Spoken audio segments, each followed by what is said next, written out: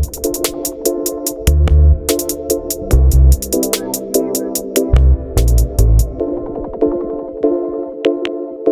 right, welcome to Fanatics Football, the football segment of the Fantasy Fanatics Podcast. I'm your host once again, James, and I'm joined once again by Nate. What's up, man? So, All right, in today's episode, we got bigger free agency news. Like we announced last week, there's going to be more news rolling in, and there were some big names that were acquired in the NFL. So we're definitely going to talk about that. And then we'll sort of finish off the episode. We'll take an early look at tight ends for fantasy football in 2022. How does that sound? sounds good. All right, let's get into the news part of it. We'll start with probably the biggest set of news. Just happened. I think just after we had recorded the episode last week. So we'll get into it now. Davante Adams is headed to the Las Vegas Raiders. This is an insane deal because Aaron Rodgers, we talked about him re-signing with the Packers. We expected Adams to do the same, but he didn't get the long-term deal. So he ended up getting traded. So he goes to the Raiders, and then in return, the Packers get a 2022 first-round pick and a 2022 second-round pick. And then just after that deal, Davante Adams signs a record-setting contract with the Vegas Raiders. He's getting around 28 or so million per year. I guess give me your thoughts on this trade. It's pretty insane. Yeah, I was kind of expecting Davante Adams to stay on the Packers, but I guess he wanted to kind of maybe move on. I guess the money that the Raiders were willing to give him was kind of enough to get him to move. And it's going to be kind of interesting to see how the Packers kind of approach the draft because I think that they still need to kind of build a decent team around Aaron Rodgers. Yeah, I definitely agree with that. I feel like the Raiders did really good here. They took advantage of, I guess, Davante Adams not wanting to be in Green Bay anymore. Apparently, the Packers offered him the same amount of money on a contract, but he declined it. It's probably just him, growing up being a fan of the Raiders, Derek Carr going to college with him. Just so many factors that were involved. I know the Raiders definitely won this trade, and I think they only won it because of how much Davante Adams wanted out. So they only had to give 2 draft picks. I feel like if they hadn't known about him wanting out, I feel like the Packers could have gotten more draft picks because Davante Adams, he's worth a lot more in my opinion. I guess what are your thoughts on that?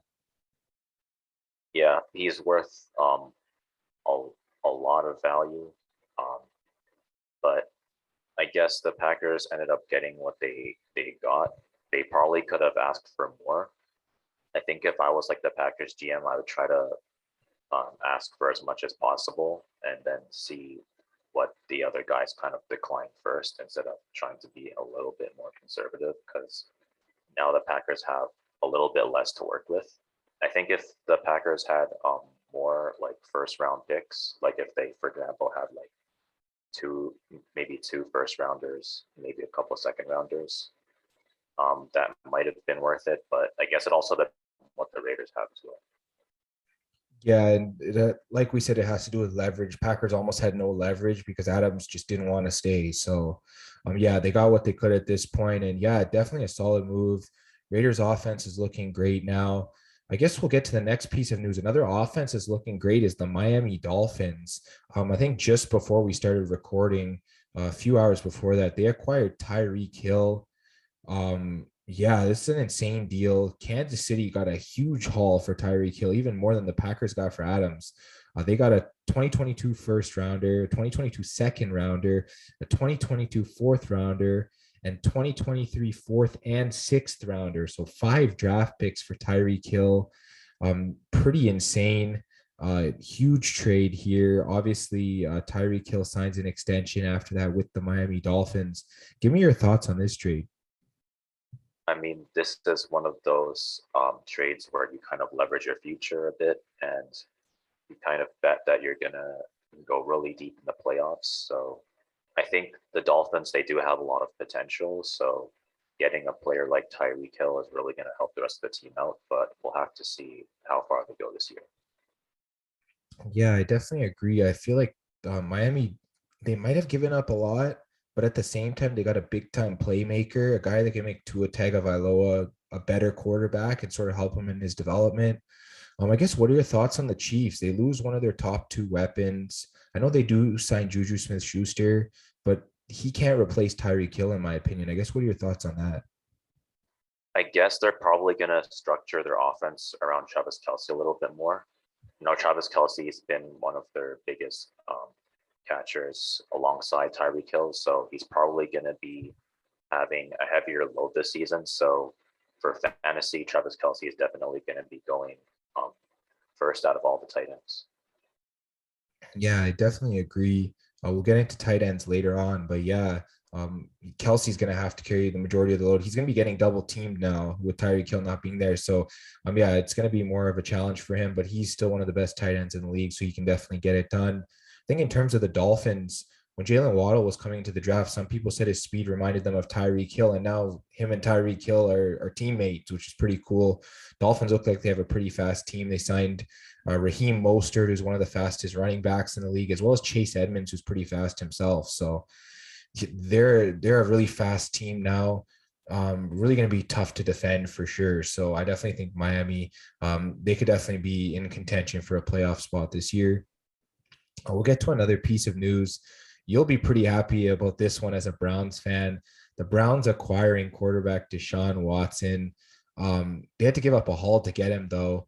3 first round picks, 2022, 23, and 24 first rounder, 1 third round pick in 2023, and then 2 fourth round picks, 1 in 22 and 1 in 2024.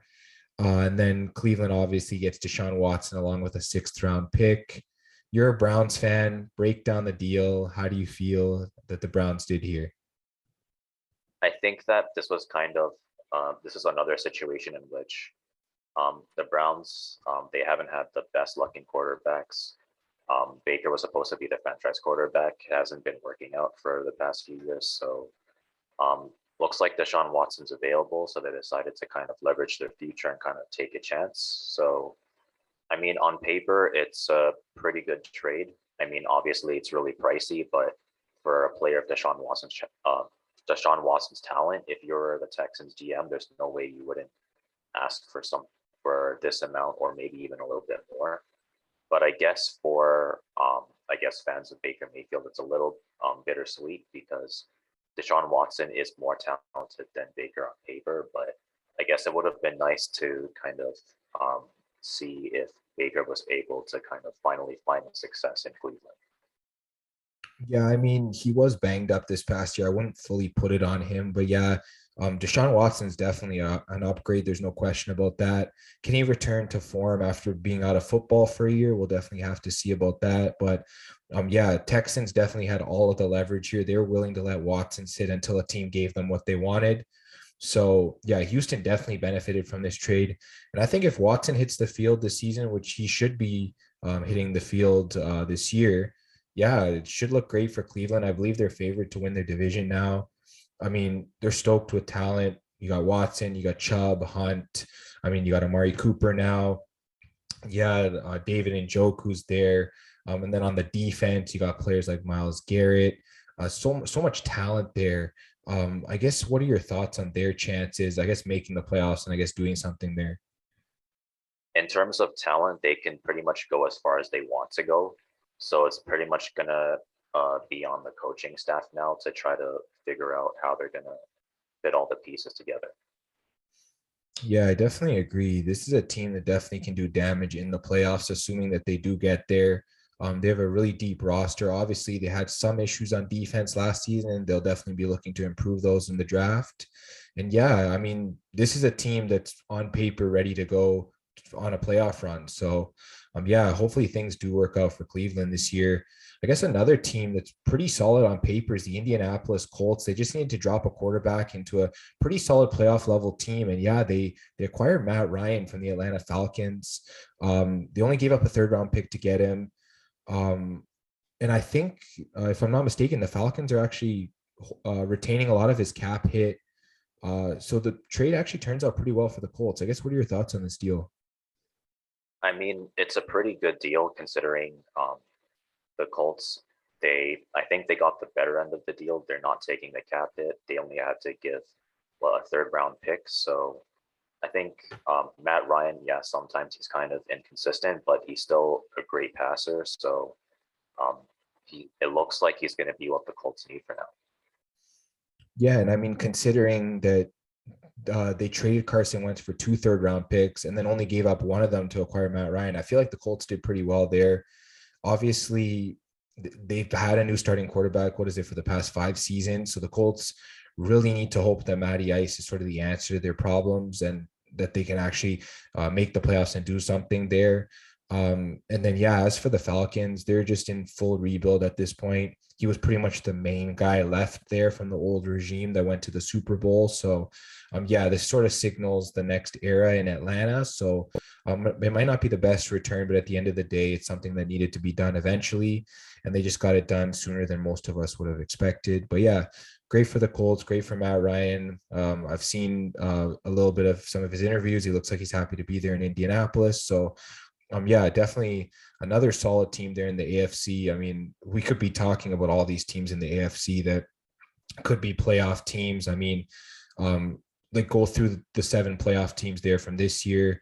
I mean, you had like the Titans, the Chiefs, you had the Bills, the Bengals, the Raiders, you had the Patriots, and I think I'm missing, and the Steelers as well. And then you got new teams that could jump in, whether it's Cleveland, Baltimore, you got the Chargers, you got the Colts, you even got Miami now. So I mean, like it really looks like that this AFC is becoming really stacked. I guess maybe what are your thoughts on that?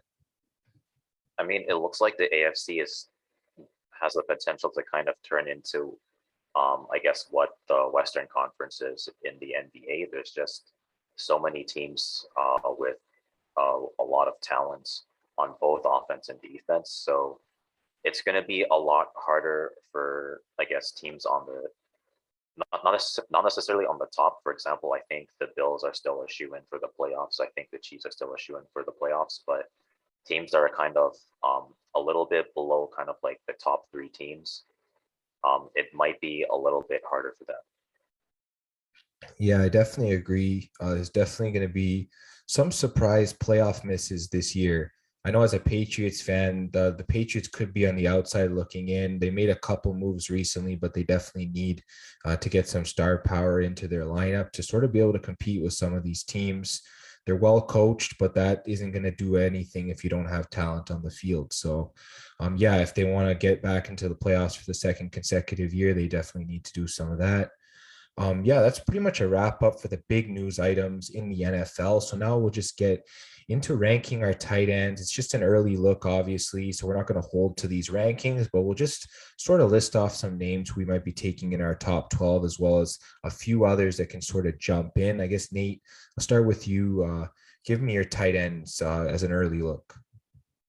So I guess maybe for an early look, I guess you could probably take a look at Travis Kelce, Mark Andrews, Darren Waller, George Kittle are probably going to be your top 4, at least in terms of talent.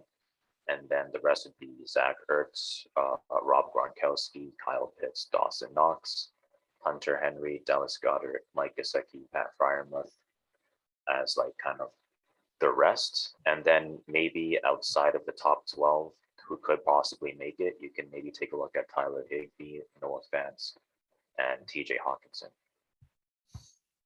Yeah, definitely some solid names there. I think in terms of tight ends, we have a lot of similar names just because, yeah, there's not a lot of tight ends that are really like high level. I know, especially this past season, it was really tough to sort of get a tight end, especially even a backup tight end. Like if you had an injury, you would go to the waiver wire, it would sort of be bled dry at that point, especially if you're in a deep league. So, yeah, I'll get to my sort of early rank here. I got Travis Kelce at number 1, obviously. We talked about how good he is. He's going to be by himself now. Obviously, he's going to be getting more targets. He should be able to get just as much, if not more, fantasy points. I got Mark Andrews at number 2. He's also the number 1 option in his offense, and he's really developed into a great tight end. I have George Kittle at 3.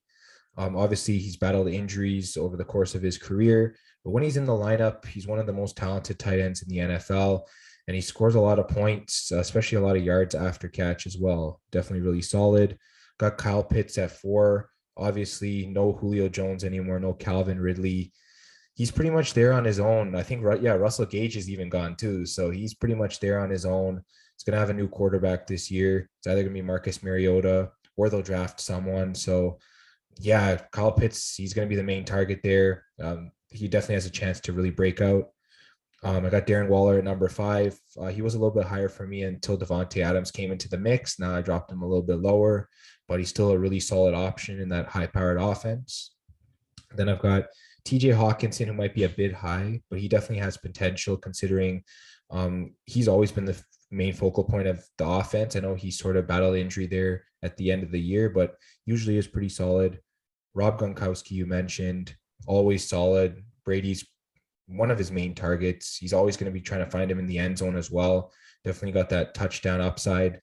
Definitely a guy you can look at. You mentioned Dallas Goedert as well. I definitely like him in Philly. He's another one of those like top high-end options that they're always targeting.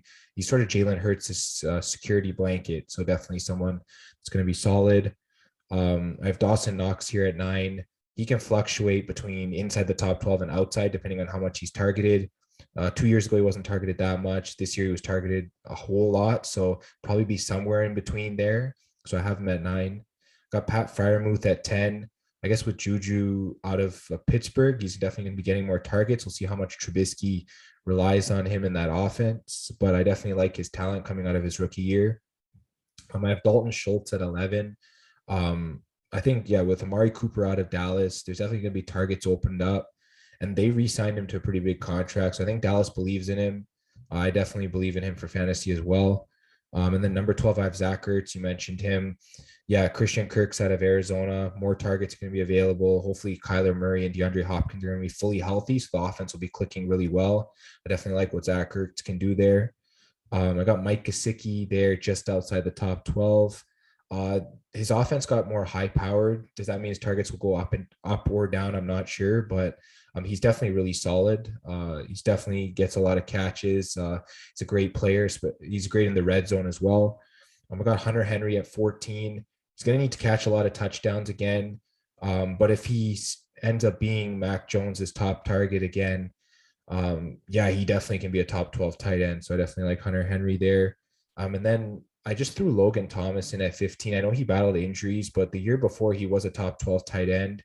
And I guess with Carson Wentz coming from that system in Philly where he loved to target tight ends when Zach Ertz was there, Zach Ertz was his favorite target.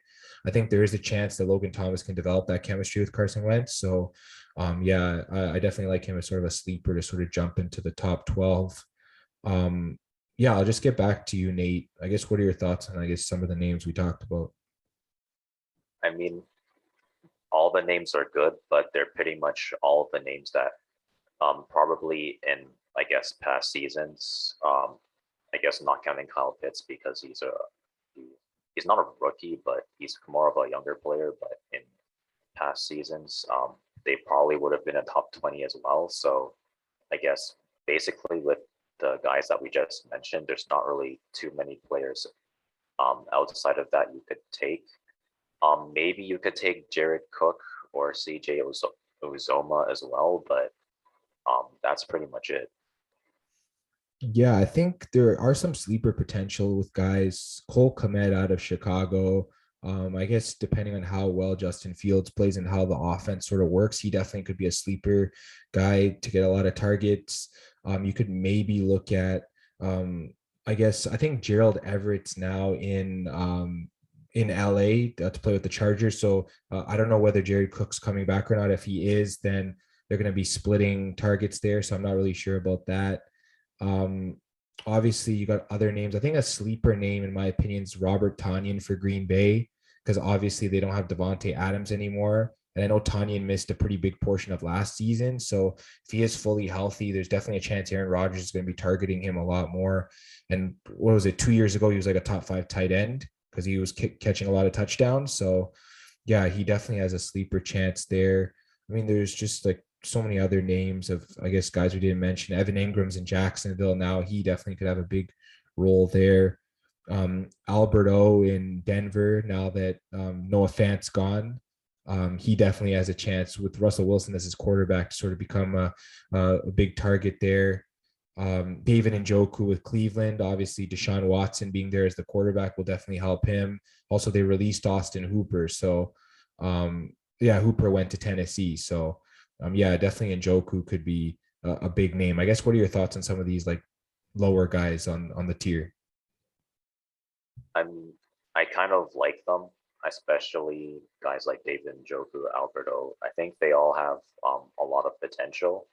It's just that historically tight ends don't get enough targets to kind of have the impact that the other positions do. So it's pretty much going to come down to the offense and whether the quarterback likes to favor tight ends.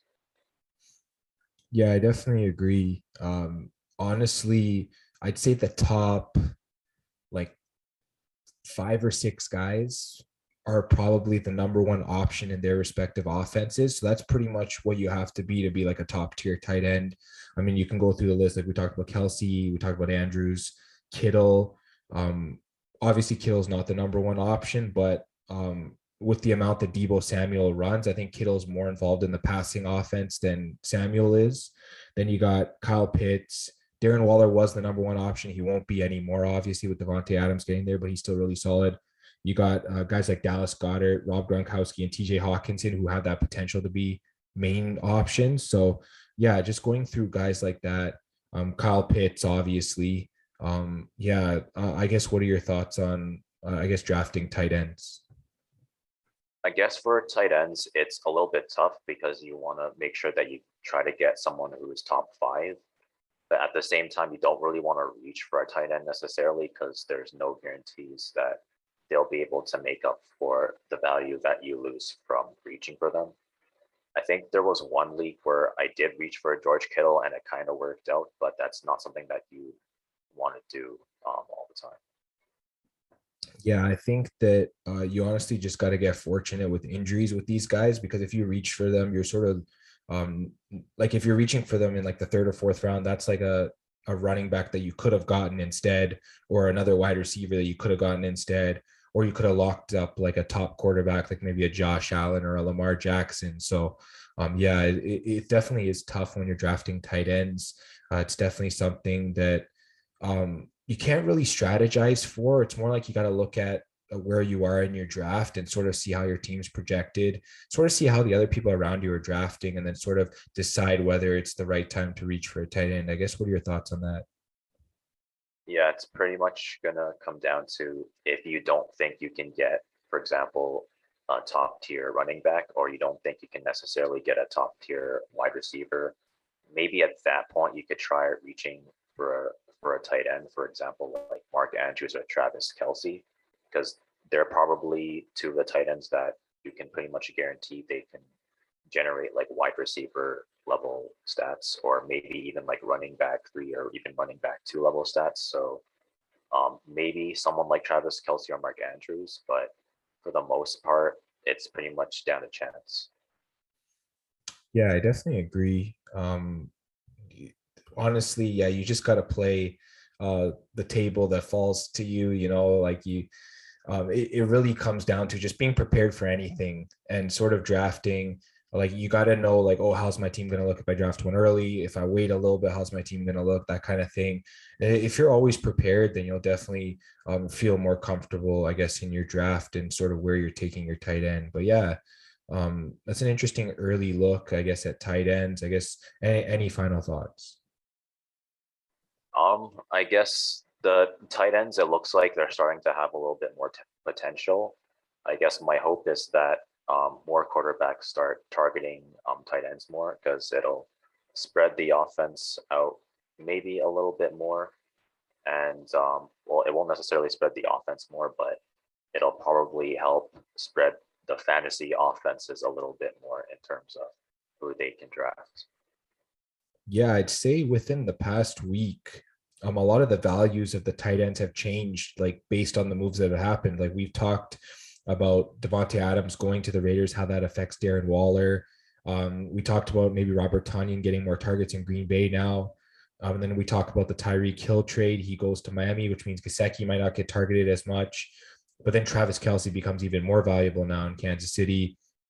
And then you have Deshaun Watson going to Cleveland, maybe Njoku, like they wanted to commit to him. So maybe he becomes a more prominent player in their offense. Obviously, the Texans, Brevin Jordan, he does look solid. He just wasn't targeted a lot last year. And Davis Mills, we'll definitely have to see how he plays with him. And then, Matt Ryan going to the Colts. They re-signed Mo Alley Cox, obviously. I believe Jack Doyle retired. So, Mo Alley Cox might be like sort of a sleeper guy there that could produce for the Colts if they don't sign anyone else. And then, in terms of Atlanta side of that trade, Kyle Pitts is going to be the guy no matter who their quarterback is. So a lot of interesting things have happened because of those trades. And it's great. We can sort of take an outlook at the tight ends. And even though it's an early look, it's definitely something to take a look at. And that's going to be the end of Fanatics Football for this week. Just make sure you check us out on Instagram and Twitter at Fan Podcast. And then this podcast will be up on YouTube, Spotify, Apple Podcasts, and Google Podcasts. Just make sure you like, subscribe, share, hit the bell for notifications on YouTube, leave comments, reviews, all that good stuff.